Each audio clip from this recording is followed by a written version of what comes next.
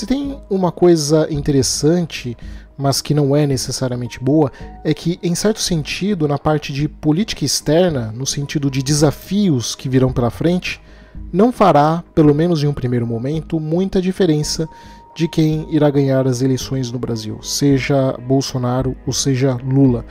As implicações das eleições no Brasil serão profundas na parte interna, na parte administrativa, sem dúvidas nenhuma, sobretudo na parte econômica. Porém, na parte externa, naquilo que vai atingir a nossa geopolítica e posicionamento global, será pouco. E há alguns motivos para isso. Nessa altura do campeonato, se você já acompanha o canal há algum tempo, já deve ter visto eu falar de como estamos tanto em um período de transição global por causa da mudança de ordem mundial e de uma série de crises que irão começar a atingir o Brasil e o mundo agora. Como também que já comentei do fim da globalização. E esses dois fatores estarão determinando a parte das relações exteriores do Brasil pelo restante do século. E o motivo disso é que a geopolítica sempre se sobrepõe à ideologia. A realidade sempre supera percepções de mundos ideais. A geopolítica é tosca, brusca e bruta, atropelando quem ignora ela. Mas temos que considerar que o que acontecer aqui irá refletir de um jeito ou de outro na nossa capacidade lá fora.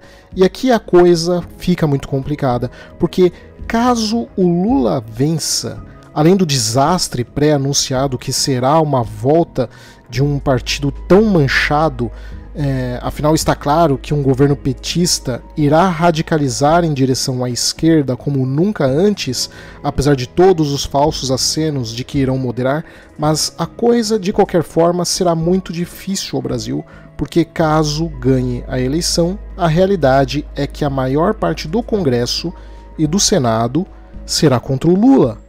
E vai além, porque dos 10 estados mais ricos do Brasil, os 6 primeiros serão governados por governadores que não são apenas oposição, mas que são completamente anti-PT.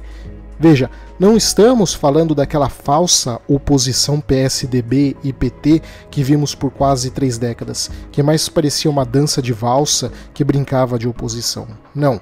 Estamos falando de oposição real, de oposição visceralmente anti-Lula, anti-PT. Então um Congresso, em maior parte, hostil ao PT e com um Senado ainda mais hostil, com inclusive um senador que já prendeu o próprio Lula, isso é um pesadelo administrativo. E essa força federal que terá que ficar driblando esse legislativo federal hostil terá ainda que lidar com forças estaduais extremamente hostis. Então, o que isso significa num sentido geopolítico é que nada de bom poderia sair de um retorno petista, é óbvio, mas mesmo que não fosse o caso, não há meios do Brasil sair ganhando nesse cenário, porque basicamente o PT ou não vai conseguir governar ou terá que radicalizar para o tudo ou nada. O PT tem tudo para ser estraçalhado ao longo dos 4 anos. A pressão por impeachment será constante e o vice do Lula é o Alckmin, que provavelmente no dia seguinte a uma posse do Lula será escanteado pelo próprio PT. E o motivo disso é que ele desagrada, os petistas não confiam nele, e nesse cenário tão ruim ficará constante a desconfiança da cúpula petista de que o Alckmin seria um infiltrado para minar o PT por dentro, acenando com um grupo mais moderado. Aliás, muitos petistas já falam isso, o que é um absurdo. O Alckmin não teria nem inteligência, nem fibra e nem energia para isso. Ele não é chamado de picolé de chuchu à toa, ele é nulo, ele é vazio, soço, sem graça, ele é basicamente um miojo sem tempero, sem graça, sem vitalidade, mas mesmo assim será um peso, pois em caso de impeachment do Lula, acenando com um lado mais moderado, seria ele o presidente. Então temos 4 hipóteses aqui. Na primeira, o governo Lula não fará nada por 4 anos, não vai conseguir fazer nada por 4 anos, porque ele vai ser limado e destruído pelo poder legislativo e pela combinação dos poderes estaduais até 2026. No segundo cenário, o governo Lula será corroído até o ponto onde eventualmente sofrerá impeachment. No terceiro cenário, ele arrisca e fecha o Congresso. Ele tenta o tudo ou nada, instalando um regime similar ao venezuelano, o que será muito difícil porque a oposição será gritante, haverá caos no Brasil. E no quarto cenário, que eu acho que é até o mais provável, ele literalmente compra todo mundo com o mensalão 3.0, usando a tática do orçamento secreto do Bolsonaro, só que várias dezenas de vezes aumentado. Basicamente, sairia distribuindo dinheiro para tentar comprar o que der de parlamentares. Nesse caso, ele vai arruinar a máquina pública distribuindo dinheiro do contribuinte. Só que em termos geopolíticos, não importa muito qual será dessas quatro alternativas, porque basicamente as quatro significam a mesma coisa, que nós não teremos as medidas necessárias para o Brasil por mais 4 anos. Então esqueça ampliação da malha ferroviária, esqueça mais usinas nucleares e uma maior matriz de geração de energia, esqueça a modernização dos portos e aeroportos, esqueça reformas estruturais decentes na educação básica, esqueça a reforma do judiciário, esqueça a reforma da segurança pública. Serão 4 anos perdidos em pleno período de transição global, só com disputas internas. E mesmo que não houvesse essa oposição toda, nós já sabemos que reformas vitais para o Estado Nacional não são prioridade petista, porque a gestão petista ficou no poder por 13 anos durante um período em que entrou rios de dinheiro, principalmente chinês, no Brasil, e eles não fizeram basicamente nenhuma reforma, nenhuma construção vital de Estado. Não foram nos tempos de vacas gordas entre 2003 e 2010 que eles fizeram o que tinha que ser feito, e não será agora no tempo de vacas magras. O Brasil, como sempre foi o país do desperdício, vai desperdiçar mais 4 anos arrumando mais bagunça. Mas enfim, há a outra hipótese, do governo Bolsonaro ser reeleito. Nesse caso, ele terá na mão toda a oportunidade de fazer a toque de caixa todas as reformas que eu mencionei, porém com menos recursos, porque o mundo de 2023 é bem diferente do mundo de 2019. E de qualquer forma, eu também acho que será pouco provável que ele faça muitas coisas a nível de estrutura de Estado em apenas 4 anos. Até porque, sob a sua gestão, os investimentos em infraestrutura foram os menores desde 1947. Então, nesse cenário de processo de desglobalização, onde o mundo está caminhando para um cenário internacional ou caótico ou polarizado, não acredito que ele irá de fato priorizar essas questões vitais, caso ganhe.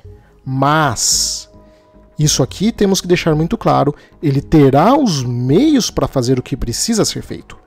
Então, basicamente, a situação é, se Lula ganhar, ele não terá os mecanismos para fazer um bom governo. Só podemos esperar desastres. Mas se o governo Bolsonaro for reeleito, ele terá um talvez. Então, basicamente, estamos entre um governo que sabemos que será ruim e um outro governo que talvez seja ruim. Mas a grande questão que nos importa não é para dentro do Brasil, é para fora, porque o contexto geopolítico do mundo irá impor tanto ao Bolsonaro como ao Lula os mesmos desafios. Ou seja, em questão de política externa, tanto Bolsonaro como Lula terão que lidar com os mesmos problemas. Porque as questões geopolíticas que envolvem o Brasil e todo o seu contexto histórico, econômico e internacional estão muito acima das questões que envolvem Lula e Bolsonaro. Na verdade, os dois terão poucas margens de manobra nesse contexto. A geopolítica irá sobrepor e eles, se quiserem ter uma chance de navegar nesse cenário de transição global, os dois terão que jogar o mesmo jogo. A primeira coisa é que, em caso de instabilidade no Brasil, os efeitos serão sentidos em todos os países sul-americanos, porque estamos falando da segunda maior economia do hemisfério ocidental que entraria em turbulência.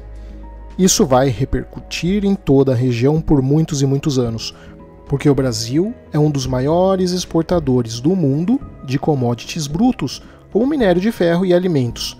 E essa instabilidade vai causar danos globais extremos em um momento em que o mundo não pode lidar com mais turbulências, sobretudo por causa da guerra na Ucrânia e da desaceleração chinesa, que, diga-se de passagem, essa questão chinesa também vai atingir o Brasil como um soco no estômago. Então, essa instabilidade brasileira irá atingir ainda mais a já fragilizada estrutura econômica mundial, principalmente a alimentar. Muita gente insiste no mito de que o Brasil seria o celeiro mundial, sem o Brasil o mundo passaria fome. Não, lamento, isso é muito exagerado, mas o Brasil tem assim algum peso de fato. Ele é importante. Não é o celeiro, não é o responsável por alimentar a humanidade, como os exagerados pensam, mas, por outro lado, ele tem sim algum peso enorme na questão alimentar.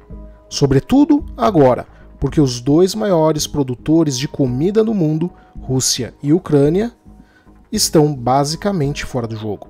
E ficarão por muito tempo. Então o peso do Brasil, nesse sentido, aumenta nessa questão. Mas aqui temos um ponto que é muito importante para prestarmos a atenção, porque recentemente o Senado dos Estados Unidos passaram uma moção recomendando o rompimento de relações com o Brasil, caso o Bolsonaro não reconheça o resultado das eleições. Até aí ok, porque os Estados Unidos não precisam muito do Brasil. Na verdade, os Estados Unidos não precisam quase que de ninguém. Eles são o quarto país menos inserido na cadeia comercial mundial. Mas o que nos importa de verdade é que os deputados do Parlamento Europeu pediram a mesma coisa na União Europeia, e a situação da Europa é absurdamente oposta da situação dos Estados Unidos, porque basicamente a Europa perdeu a Rússia e a Ucrânia por causa da guerra, que, como eu disse, são dois dos maiores exportadores de alimentos do mundo. Mas ao ameaçar sancionar o Brasil, caso aconteça o não reconhecimento de Bolsonaro, significaria que a Europa perderia um dos seus maiores fornecedores de recursos alimentares. O Brasil sozinho responde por aproximadamente 10% da importação de comida que a Europa precisa.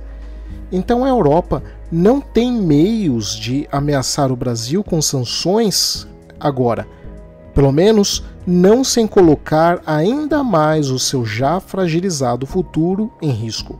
Porque não só ela já está em crise por ter perdido os fornecimentos ucranianos e russos, mas perder o Brasil seria perder o seu segundo maior fornecedor alimentar. Seria um tiro no pé de enormes proporções. Porém, antes que os brasileiros comemorem que estão blindados, achando que os europeus não teriam coragem de fazer isso, lamento, mas tudo indica que sim. Por incrível que pareça, eles provavelmente irão. Porque o pior é que se o Bolsonaro não for o pretexto para isso, então as políticas ambientais serão. Porque no dia 13 de setembro o Parlamento Europeu aprovou uma resolução que estabelece meios de impor sanções comerciais contra o Brasil por conta do desmatamento. Ou seja, se Bolsonaro não reconhecer os resultados eleitorais e passar o poder para o Lula, a Europa irá impor sanções contra o Brasil. Mas se o Bolsonaro ganhar, ou se ele perder e reconhecer a vitória do Lula, então os europeus aplicarão sanções devido ao desmatamento. Então a Europa irá pressionar o Brasil de um jeito ou de outro, tanto faz, se for com o Lula ou com o Bolsonaro. O que vai mudar será o pretexto. Essa medida aprovada pelo Parlamento Europeu precisa ainda ser aprovada pelos parlamentos de cada país, mas cada país europeu em separado já pode aplicar tais sanções se assim quiser. E ao que tudo indica, a França e a Alemanha irão usar dessa ferramenta por si só, independente do projeto ser aprovado ou não. Então esse é o ponto crítico que eu queria chegar. Porque neste sentido não importa quem vença, se for Bolsonaro ou Lula, o Brasil tem sido sistematicamente afastado, empurrado pelo eixo Estados Unidos e Europa.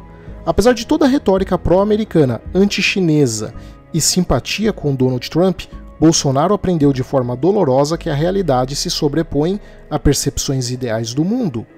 No cenário internacional, Bolsonaro teve que recuar nas retóricas agressivas em relação à China e aos países islâmicos, votando inclusive a favor deles. Apesar de algumas pessoas verem isso como hipocrisia, na verdade é algo mais simples, é aceitar a realidade. A relação Brasil e Estados Unidos nunca foi fácil e Brasil e Europa sempre foi marcada por desconfianças. Mas isso tem aumentado significantemente desde os anos 90. Em geral, quando olhamos a literatura geopolítica ou de segurança dos Estados Unidos, há pouca menção ao Brasil, o que nos revela que, de certo modo, Washington nunca soube exatamente como lidar com o Brasil, o que esperar do Brasil. Afinal, o Brasil era um parceiro do hemisfério ocidental, capaz de ser um auxiliar ou um rival cujo crescimento poderia minar a liderança norte-americana no continente?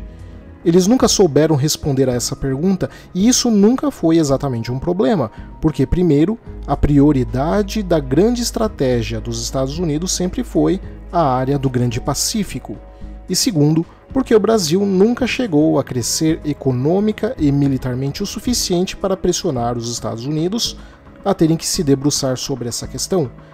Porém, para a Europa a situação é diferente, sobretudo para a França.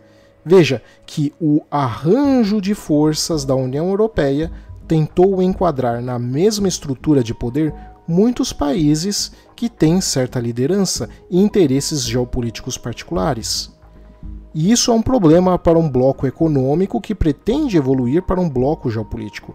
Porque se você olhar todos os blocos do mundo, verá que sempre existe alguma assimetria entre os países envolvidos. Ou seja, há um líder, há alguém melhor, mais forte em alguma coisa.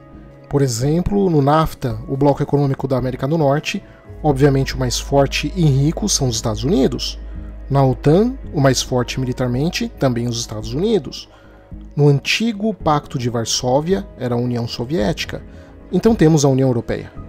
E quem seria a líder? Desde o começo da União Europeia, essa foi a grande questão, porque seria a Alemanha, a França ou a Inglaterra. Esse foi um dilema. A Alemanha era a mais rica, mas não era a mais forte militarmente. A França era a mais forte do continente, mas não a mais rica. E a Inglaterra orbitava isso tudo tentando evitar entrar demais, afinal eram dois rivais históricos e pesados demais para ela ter que lidar ao mesmo tempo. Bom, o arranjo que se deu foi que Berlim, a Alemanha, seria o centro político e econômico do continente, enquanto Paris, a França, seria o centro militar do continente. Isto é, enquanto a Alemanha organizaria o comércio interno do continente europeu, a França, por sua vez, defenderia os interesses europeus fora do continente. Esse foi um acordo tácito, não foi um acordo escrito, um tratado ou algo assim, foi uma coisa subentendida e muito bem rearranjada por entre os países envolvidos. E isso deu até que relativamente certo. Não é à toa que a Inglaterra pulou fora com o Brexit, não havia espaço para eles nessa relação. Os ingleses ficariam segurando vela nessa relação entre franceses e alemães, decidindo o futuro da Europa. E aqui é que importa para nós, porque aqui começa a afetar a questão envolvendo o Brasil. Porque o único país europeu que de fato tem uma doutrina e um planejamento geopolítico é a França, e ela olha para o sul. Até por isso essa guerra na Ucrânia tem sido detestada pelos franceses. Mas isso já comentei várias vezes em outros vídeos. O que nos importa é que os franceses olharam principalmente para o Atlântico Sul. Eles têm se dirigido para a África do Norte, a África Ocidental e principalmente a África Central. E além da África, para o sul do Oceano Atlântico. E aqui a sua doutrina se sobrepõe à de dois países em especial. Primeiro, a Nigéria. Os nigerianos, conforme eles têm conseguido arrumar moderadamente o seu estado, eles têm projetado influências econômicas sobre outros países da região. Então isso tem colidido com o projeto francês, que tem feito de tudo para manipular as elites políticas desses países africanos. Se isso for uma tendência, veremos esses dois países, França e Nigéria, cada vez mais se estranhando. Mas o segundo somos nós, o Brasil. Diferente do que muitas pessoas pensam, que Macron estaria tendo uma ação exagerada porque seria um megalomaníaco, a verdade é que não. Esse posicionamento do Macron é um reflexo de um país que tem um projeto geopoliticamente ativo. Enquanto todos os países europeus se tornaram dependentes da proteção dos Estados Unidos, a França não. Eles nunca terceirizaram a responsabilidade de defender os seus interesses, mesmo que isso fosse muito caro no curto prazo. Então eles nunca caíram de cabeça no projeto da OTAN, porque eles sabiam que assim que os Estados Unidos recuassem de sua política de policial global, o mundo ficaria caótico. Então eles mantiveram a sua capacidade própria para não depender dos Estados Unidos. Macron, não importa se você gosta dele, isso não é um concurso de simpatia. Macron e o seu ego são manifestações do próprio ego francês, porque na percepção francesa eles são uma futura superpotência, porque em um futuro, em um mundo mais caótico, a França vai brilhar, voltará a ser um grande império. Por isso Macron batia tanto de frente com Trump. Mas para isso dar certo, a França precisará continuar a ser um país influente no cenário internacional, sobretudo na África e América do Sul, e nesse sentido, um Brasil emergente que aumente suas relações com outros países sul-americanos, principalmente líder de um Mercosul forte e que amplie a sua garantia de segurança no Atlântico Sul, iria minar toda a estratégia francesa para a região. Então os franceses não podem deixar que nenhum ator no Atlântico Sul fique forte o suficiente para rivalizar com a França. Em outro vídeo aqui do canal já comentei como a comida será a principal arma do futuro, e nesse sentido os franceses estão em uma vantagem única. Não só eles são o grande produtor alimentar do continente europeu, mas serão eles que irão garantir que o comércio mundial chegue em segurança aos portos europeus. Nesse sentido, o principal rival da França é o Brasil, e o principal aliado francês é a Colômbia, que inclusive eles querem que entrem na OTAN. Em outras palavras, isso significaria que o Brasil seria vizinho de um país que trafica armas e drogas em escala industrial, ao mesmo tempo que estaria protegido pelo guarda-chuva poderoso da OTAN. Geoestrategicamente, isso é um desastre. Mas enfim, vamos voltar a falar da França, porque a oposição de agricultores franceses ao acordo com o Mercosul não foi algo marginal. Foi apoiado pelo próprio governo francês, não porque era o governo de uma democracia atendendo os apelos da sua população, até porque os protestos em Paris não significam nada. Quem conhece Paris sabe que pelo menos 2 vezes por semana tem protesto de alguma coisa na cidade. Mas os protestos dos agricultores franceses contra o Mercosul eram a chave de atrapalhar a relação entre União Europeia e Mercosul. Então os franceses virão para cima do Brasil com tudo, porque eles precisam evitar a ascensão de um ator capaz de rivalizar com eles no Atlântico Sul, mesmo que isso coloque em risco o futuro alimentar da União Europeia. Só não virão tão cedo porque estão ocupados com a Rússia e a Ucrânia, mas cedo ou tarde eles virão, muito provavelmente antes de 2030. A famosa Agenda 2030 é o recado de que eles virão. Não falo que haverá uma guerra ou algo assim, até porque o Brasil é um país impossível de ser invadido por solo, mas haverão pressões econômicas e políticas que, se eu acho improvável, mas se evoluírem para pressões militares, serão de forças francesas impondo bloqueios navais ao Brasil e atacando alvos de alto valor estratégico, como portos e bases militares, mas principalmente a usina nuclear de Angra. E para isso, basta a sua marinha e a sua aeronáutica.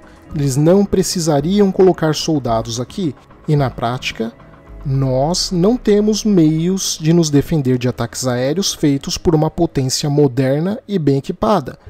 Porque em áreas estratégicas como defesa aérea, nós somos fracos. como eu disse, não chegará numa situação militar. Eu não acredito nisso, pelo menos não que chegue tão rapidamente, mas primeiro com ataques econômicos e políticos pesados, como imposição de sanções e embargos, e só então, caso seus esforços fracassem, alguma escalada militar. Mas não se engane, os franceses estão vindo. Pode demorar, mas eventualmente virão de alguma forma. E aí nós teremos o problema: um país democrático, o Brasil, será sumariamente agredido de várias formas por outra democracia. Só para dar nó na cabeça de quem acha que o conflito na Ucrânia é um conflito de bem contra o mal, de democracias contra ditaduras, porque quem irá pressionar o Brasil, uma democracia, pelo menos ainda, serão outras democracias, e não as ditaduras. Então, esse cenário de desglobalização, mudança da ordem mundial, onde o Brasil ficará mais exposto a eventuais competições e agressões, será uma realidade imediata, independente se for Lula ou Bolsonaro. O que vai mudar será a forma como cada um deles vai lidar com isso. O que mudará será o argumento utilizado, seja a preservação da democracia ou a preservação da Amazônia, mas haverá essa profunda pressão externa sobre o Brasil. Obrigado a todos, espero que tenham gostado, e um hiper mega especial aos membros do canal que têm ajudado para que eu traga para vocês conteúdo de geopolítica genuína. Abraços e até a próxima.